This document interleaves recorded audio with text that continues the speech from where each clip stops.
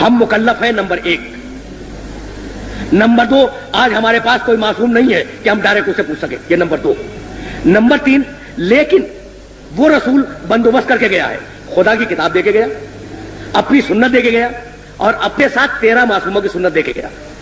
Number 4, اب اگر ہم اس کتاب کو براہ راست سمجھ سکتے ہیں, اس کی سنت کو براہ راست سمجھ سکتے ہیں, معصومین کی سنت کو براہ راست سمجھ سکتے ہیں, تو ہم بینی و بین اللہ اسے سمجھیں اور جو حکم اس میں سے نکالے وہی ہمارے حق میں اللہ کا حکم ہوگا. تو اب وہ لوگ جو واقعاً حدیث سمجھتے ہیں, سنت سمجھتے ہیں, کتاب خدا کو سمجھتے ہیں, قرآن کی ساری تفسیروں سے آگاہ ہیں, طریقہ استنباط سے واقف ہیں, ان کا فریضہ شرعی ہے کہ وہ اس عہد میں جب معصوم سامنے موجود نہیں ہے کہ ڈائریکٹ اس میں سے نکالے اور نکالنے کے بعد اس پہ عمل کرے. تو مجتہد تو چھوٹ گیا کہ اسے کتاب دیکھی, سنت دیکھی, اور دیکھنے کے بعد رزلٹ نکالا, اور رزلٹ نکالنے کے بعد اس نے عمل کر لیا. آپ کیا کریں اور میں کیا کروں مثلا؟ بھائی اب پبلک کیا کرے, ہے نا؟ تو اب پبلک کو پھر واپس چلنا پڑے گا ان معصوموں کی بارگاہ میں کہ ان سے انڈیکیشن ملے اور ان سے ڈائریکشن ملے. تو میں یہ عرض کر رہا تھا کہ بھائی 4 ہیں نواب ارباع جو کہلاتے ہیں, 4. ان 4 کے آخری ہیں علی ابن محمد سیمری. سن 329 ہجری میں ان کا انتقال ہوا. انہوں نے خط لکھا امام کے نام, خط کا جواب آیا, وہ ٹیکسٹ, وہ جواب آج تک بہار الانوار میں, کافی میں اور دوسری جگہوں پہ موجود ہے. پہلے تو سوالات کے جوابات دیے امام نے, اور اس کے بعد کہا کہ اے علی ابن محمد سیمری, 1 ہفتے کے اندر تم اس دنیا سے اٹھ جاؤ گے اور تمہارا انتقال ہو جائے گا, اور میں غیبت کبریٰ میں چلا جاؤں گا. فمن ادعى الرؤيا فهو كذاب مفتر.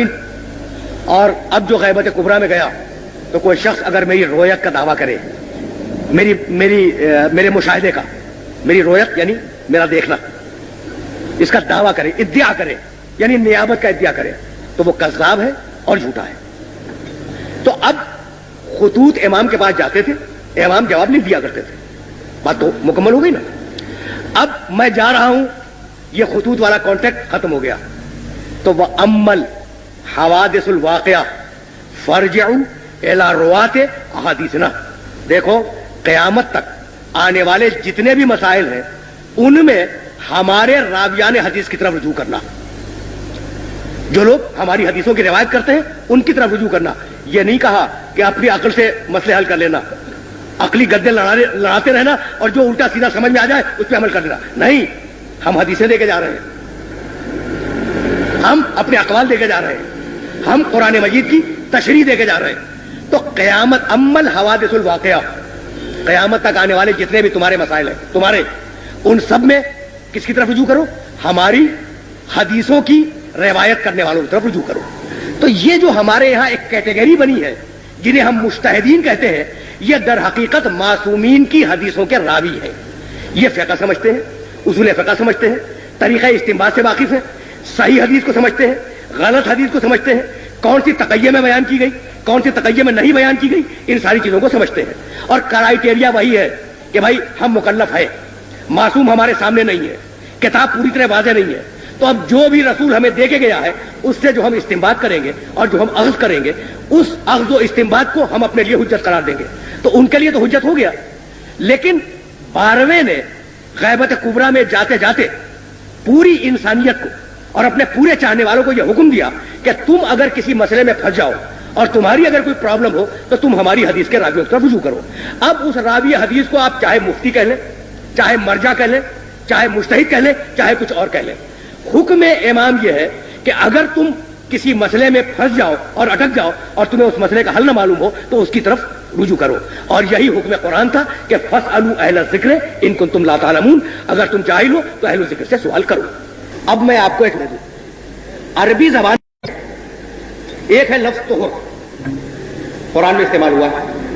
اچھا, طہر کے عجیب معنی ہے. طہر کے معنی عورت کی زندگی میں مہینے کے اندر وہ پیریڈ جس میں عورت نجس ہوتی ہے, اسے کہتے ہیں عربی زبان میں طہر. اور مزے کی بات یہ ہے کہ اسی عربی زبان میں طہر کے معنی ہے عورت کا اس نجاست سے پاک ہو جانا. تو ایک ہی لفظ میں نجس ہو جانا بھی مطلب ہے اور ایک ہی لفظ میں پاک ہو جانا بھی مطلب ہے. اب قرآن نے کہا، بھائی بڑی مجبوری ہے کہ میں اس کو واضح کرنے پہ مجبور ہوں. قرآن نے کہا کہ دیکھو عورتوں کے قریب مت جاؤ جب تک کہ وہ طہر میں نہ آ جائیں. اب بتائیے کیا مطلب نکالیں گے آپ؟ اچھا قرآن ہے اور تھوڑی دیر کے لیے آپ فرض کریں کہ حدیث ایک بھی نہیں ملتی اس کے اوپر. یہ مقصود بات کر رہا ہوں تاکہ بات واضح ہو جائے. حدیث ایک بھی نہیں ملتی اور آیت رکھی ہوئی ہے کہ عورتوں کے قریب مت جانا حتی یطہرنا، جب تک کہ وہ طہر میں نہ آ جائے. اچھا تو اب رزلٹ کیا نکلا؟ ایک تو لفظ قریب آ گیا.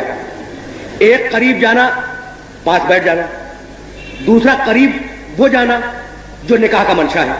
تو قریب جانے کے معنی کیا لیں گے آپ؟ پہلا سوال یہ ہو گیا. دوسرا سوال یہ ہوگا کہ طہر کے معنی کیا لیں گے؟ کہ نجاست ڈسکنٹینیو ہو جائے یہ معنی لیں گے، یا وہ باقاعدہ غسل کر کے طاہر ہو جائے یہ معنی لیں گے.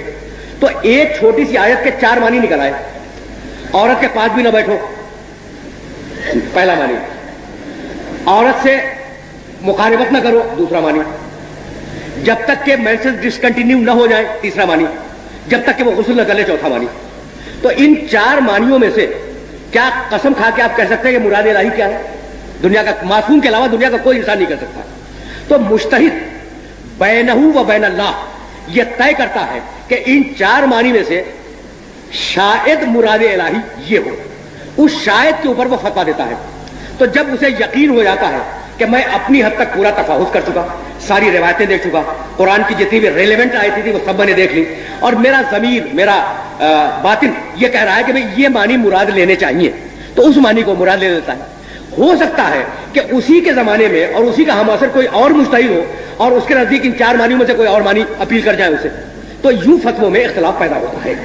اچھا اب اس کی مثال میں اور بھی واضح کر دوں. دیکھیں جناب، آپ ایک بچہ لے کے آئے اور اب تو ماشاءاللہ بہت لوگ بیٹھے ہوئے ہیں، بچہ لے کے آئے اور پھر دوست سے کونے میں بیٹھ کے آپ نے بات کرنی شروع کی. بچے نے آپ سے اجازت مانگی کہ آپ تو بات کر رہے ہیں میں کھیلوں.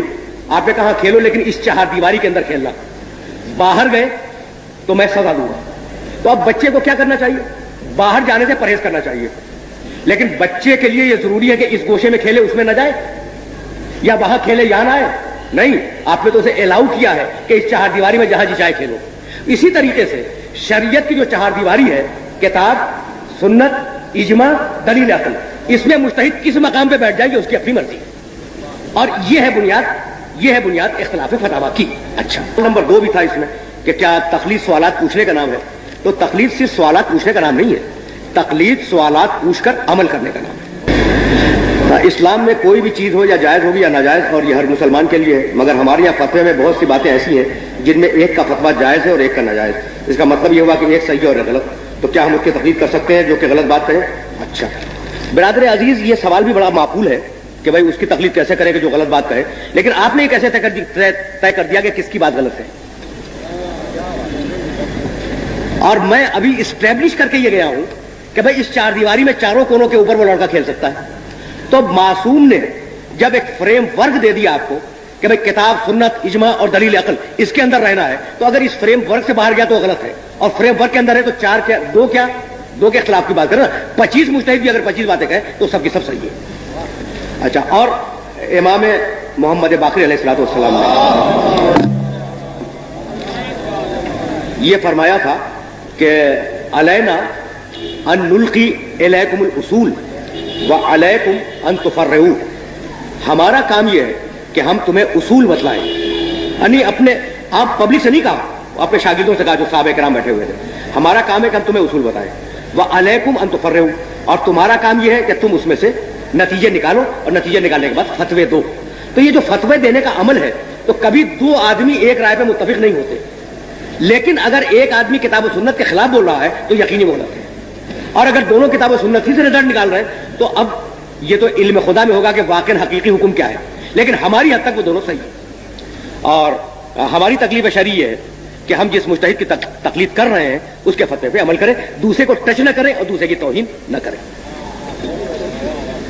اس لیے کہ دوسرا جو ہے وہ بھی کتاب و سنت سے نکال رہا ہے، اپنی رائے سے نہیں. کیا عدل ممبر کا تقاضا یہ نہیں ہے کہ مقرر وہ چیز بیان کرے جو قوم کے لیے جاننا ضروری ہے، مثلا مسائل فقہ؟ عدل ممبر کا تقاضا یہ نہیں ہے. بہت سوال ہی تھا. اچھا اس لیے کہ مسائل فقہ تو ہر وقت بیان کرنا چاہیے, صرف ممبر کا تقاضا تھوڑی ہے. آپ گھر میں بیٹھے جب بھی مسائل فقہ بیان کریں, باپ اپنے بیٹے کو بتائے, بھائی اپنے بھائی کو بتائے, استاد اپنے شاگرد کو بتائے, فقہ کے بغیر تو ایک قدم آگے نہیں چل سکتا آدمی. تو فقط ممبر سے کیوں منحصر کرتے ہیں سر؟ زندگی کے ہر موڑ کے اوپر فقہ جانی ضروری ہے. آخر خدا نے آخری امام کو غیبت کے پردے میں چھپا کر تقلید وغیرہ کے مسئلے سے ہمیں کیوں دوچار کیا؟ دیگر 11 اماموں کی طرح ہم بھی ڈائریکٹ امام کے اطاعت میں رہتے, نہ کہ مجتہد تقلید میں. بات تو بڑی معقول ہے. ہمارے یہاں ایک گروہ ہے جو تقلید وغیرہ مانتا ہی نہیں. وہ کہتے ہیں کہ قرآن خود پڑھو, خود سمجھو اور عمل کرو. ان کے بارے میں کیا حکم ہے؟ کیا اردو میں کوئی ایسی جامع کتاب ہے جو مجتہد کے فتویٰ کے اختلافات اور دیگر باتوں کے بارے میں تفصیل سے آگاہ کر سکے؟ نام بتا دیجیے. تو برادر عزیز, اردو میں تو کوئی جامع کتاب خود فقہ پہ نہیں ہے, تو فتوے کے اختلافات پہ کیا ہوگی؟ یہ ہماری بدقسمتی ہے کہ ہماری زبان میں ایسی کوئی کتاب نہیں ہے. اور اختلاف فتاویٰ بڑے اونچے درجے کی کتابوں میں ہے, جیسے جواہر الکلام ہے, ہدایت الناظرہ ہے, جو ہماری فقہ کی 40 و 50 جلدوں کی کتابیں ہیں, یہ ان کے اندر ہے. تو اردو میں ایسی کوئی کتاب موجود نہیں ہے. دوسرا سوال یہ ہے کہ ہمارے یہاں ایک گروہ ہے جو تقلید وغیرہ کو مانتا ہی نہیں. وہ کہتے ہیں کہ قرآن خود پڑھو, قرآن خود سمجھو اور عمل کرو. کیا کہنا ہے بھائی؟ قرآن واقعی خود پڑھنا چاہیے, خود سمجھنا چاہیے, عمل بھی کرنا چاہیے. لیکن جیسا کہ میں کہہ رہا تھا آپ سے کہ بھائی کتے کی نجاست کہاں سے معلوم کرے قرآن میں؟ اور جب نجاست نہیں ملی تو گلے لگا کے بیٹھ جائیے. تو آپ مجبور ہیں کہ قرآن کو اس کے صحیح مفسر سے لیں, اور قرآن کے صحیح مفسر تک اگر آپ کی ڈائریکٹ رسائی ہو گئی, یعنی آپ راوی حدیث ہو گئے, تو آپ خود مجتہد ہو گئے. تو مجتہد سے تقلید حرام ہے. اور اگر نہیں ہوئے تو آپ مجبور ہیں اسے سوال کرنے پر. سوال کر لیا تو آپ مقلد ہو گئے. تو تیسری کوئی قسم نہیں ہے, تیسری کوئی قسم نہیں ہے. یعنی اگر آپ ڈائریکٹ قرآن کو سمجھ سکتے ہیں, یہ ترجمہ پڑھ کے نہیں, ترجمے تو ہر مترجم نے اپنے اسٹائل سے ترجمہ کیا ہے. اگر آپ میں اتنی اہلیت ہے کہ ڈائریکٹ قرآن کو سمجھ سکتے ہیں, تو کیا کہنا ہے؟ جب قرآن کو سمجھتے ہیں تو آپ حدیث کو بھی سمجھیں گے, آپ ہو گئے مجتہد, تو آپ پر سے تقلید حرام ہو گئی. لیکن اگر نہیں ہے اتنی صلاحیت, تو پھر مناسب نہیں ہے کہ آپ ترجموں کے اوپر عمل کریں. اگر آپ نے کسی ترجمے پہ عمل کر لیا تو آپ اس مترجم کے مقلد ہو گئے, تو تقلید کے خلاف تو بات پھر بھی نہیں گئی.